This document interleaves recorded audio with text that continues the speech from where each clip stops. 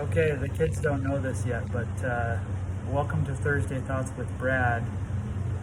Behind the scenes today. So we're gonna show you what it's like to take these kids to school every day and kind of a little bit of what goes on where the camera can't see. So here we go. This is my garage. And there is the big van, which barely fits in here. There we go. So we'll walk around here. You can kind of hear them in there. Okay. This is how tight this is. So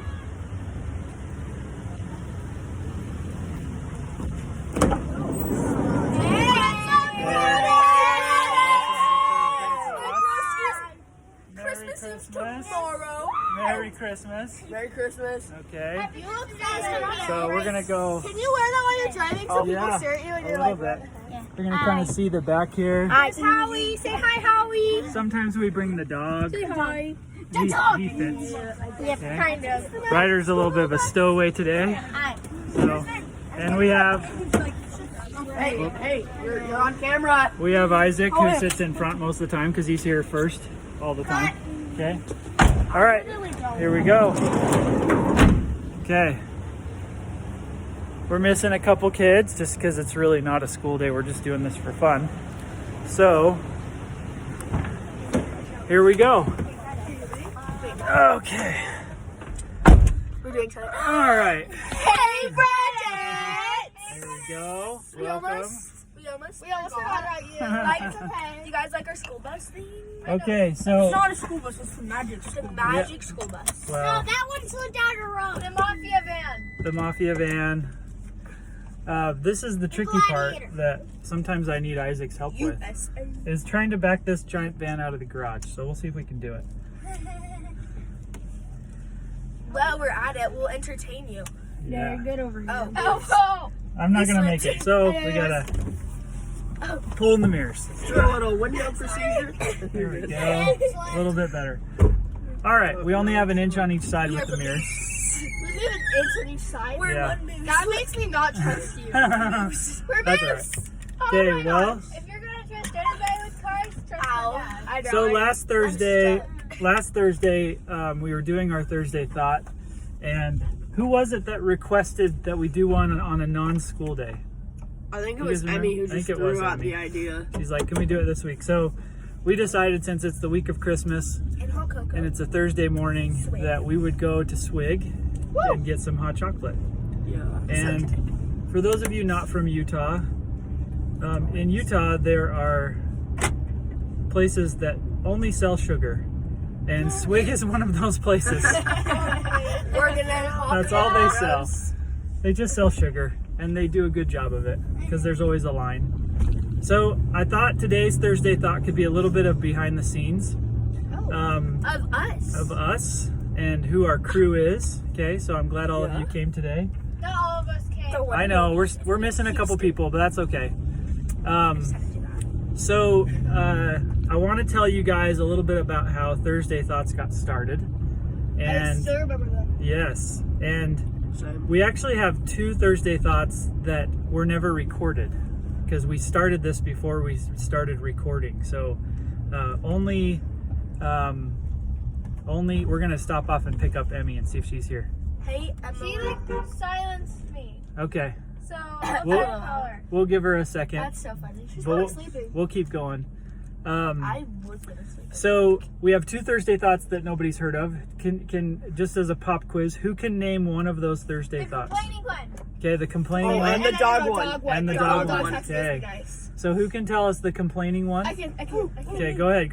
Okay, so basically, in your brain, there's a part of your brain that's like, I don't remember what it's called, but it's a big word basically. Okay. So it basically every time you complain, it gets smaller. Yes. And you don't want that because it's not worth it. And That's then true. Every time you're positive, it stays like the same. And then you keep having positive thoughts. Okay, that's right. So complaining shrinks your brain, like literally. Okay, what about the dog one? Hashtag Who mini remembers the dog one? Oh, I do. Okay, go ahead, bro. When owning a dog,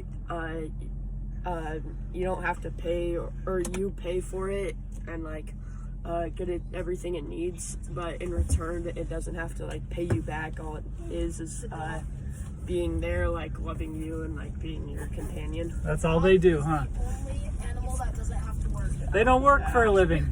They're born retired. Yeah, Howie. Get wrecked. So we did bring Howie along that week, right? That was the first week that Howie joined us. Yeah. And we had a little extra space. So anyway, I want to tell you guys a little bit about the experience of a couple of things that I think were when I was in junior high. My good friend's older brother, he drove us to school in a van about the same size as this one. We called it the Beast. And What is the name? so probably already have it. we've got a name for it, but we called their van the Beast, and we went to school, and it wasn't a very nice van. Like, his parents had worn it out, and he drove it as a teenager. Magic school bus. And but sometimes it wouldn't start. Sometimes it was really cold. I don't think it had a heater or anything. And then eventually it did die. And then he got a pickup truck, and then we rode in the back of the pickup truck to school. And anytime we saw a cop, we would duck. And believe it or not, this guy's dad was a cop, and he still did it. So anyway, we're a little safer today with seatbelts and vans that start most days.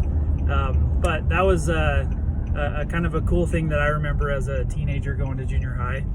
And the other thing I wanted to kind of share with you is that when we well, let me back up. So this guy's dad, who was the cop, so the friend who was driving us to school, his dad was a cop. He was my young men's leader, and I just went to his funeral just a couple weeks ago, and he was super impactful to me. And I started thinking about over the last year, maybe two, there's been 4 people who were very influential in my life who have passed away. So Scott Perry was my young men's leader.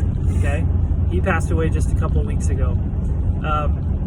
My uncle Jim, okay, who was really a big influence on me, especially when I was younger. He passed away a couple weeks ago. My mission president really helped change my life. His name is Kenneth Hutchins.